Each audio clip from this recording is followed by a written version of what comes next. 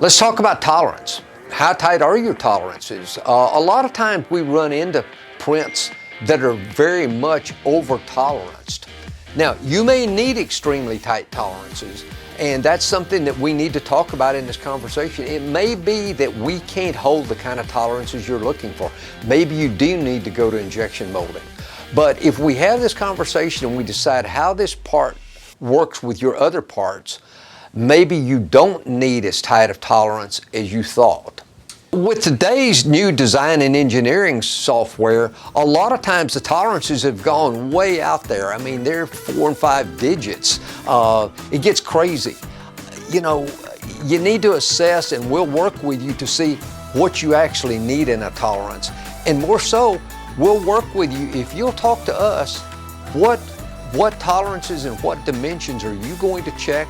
What dimensions do you want our quality department to check? One of the best ways to save money is possibly to loosen some tolerances.